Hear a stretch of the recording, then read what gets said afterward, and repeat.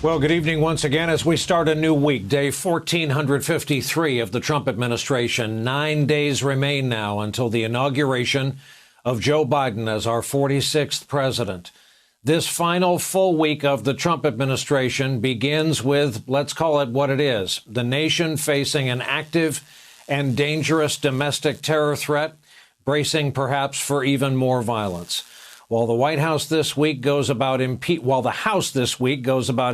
Donald Trump for the second time, the looting of our U.S. Capitol building, as many have pointed out, is that rare event that has grown in importance in the days since it happened. New pictures and video only make the event more depressing, darker, scarier than it seemed to be even in the moment.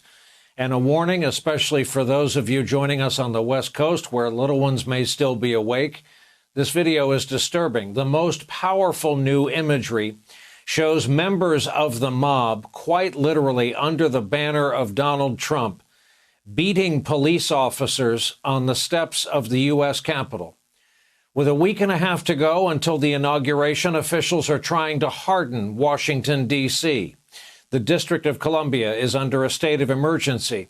As many as 15,000 National Guard could be on hand by January 20th. None of us will be surprised if the number grows higher than that. The FBI is warning law enforcement agencies across the country about possible armed protests at all 50 state capitals across our country starting Saturday. The Bulletin also warns an armed group has threatened to travel to Washington the same day to stage an uprising if Congress removes Donald Trump. In the middle of all of this, the acting Homeland Security Secretary today abruptly announced his resignation.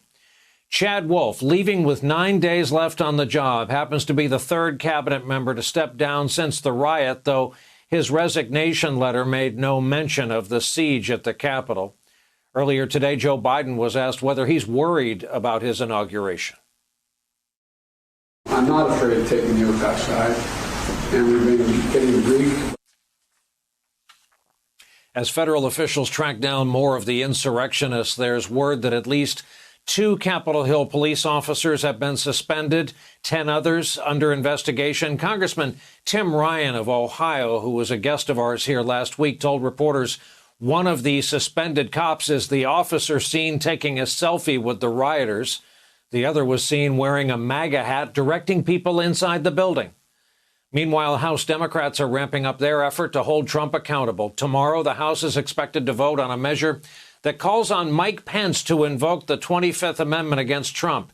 If that doesn't happen, and it's not likely, look for a vote on the article of impeachment charging Trump with incitement of insurrection on Wednesday. California Congressman Ted Lieu, one of 3 Democrats who drafted the article of impeachment. Donald Trump called his supporters to show up on January 6th because that's when Congress was going to formalize his loss and Joe Biden's win. He then gave a speech telling them that the election was stolen. He told them to stop the steal, march down Pennsylvania Avenue, go to the Capitol, and to fight like hell. And they listened. And the person responsible for inciting this insurrection is Donald Trump.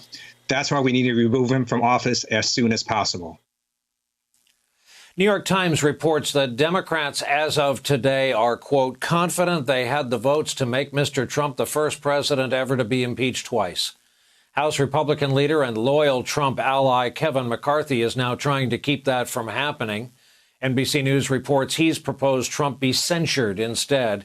Sources say during a conference call late today, McCarthy also told his Republican caucus that Trump bears some responsibility for the riot.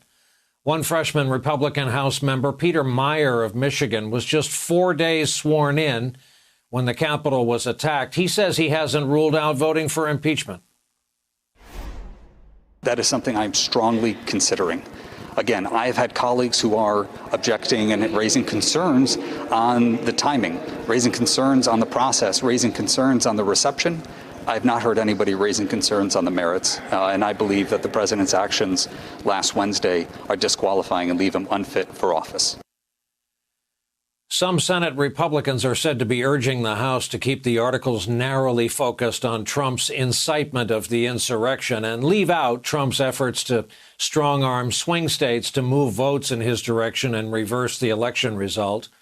Today, the incoming president was preparing for the possibility of a Senate impeachment trial during his first few days of the new administration. The question is whether or not, for example, if the House moves forward, which they obviously are, with the impeachment and send it over to the Senate, whether or not we have to check with the parliamentarian as to whether or not you can bifurcate this. Can you go half day on dealing with the impeachment and half day getting my people nominated and confirmed in the Senate, as well as moving on the package.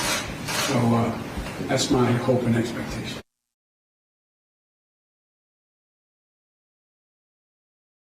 Hey there, I'm Chris Hayes from MSNBC. Thanks for watching MSNBC on YouTube. If you want to keep up to date with the videos we're putting out, you can click subscribe just below me or click over on this list to see lots of other great videos.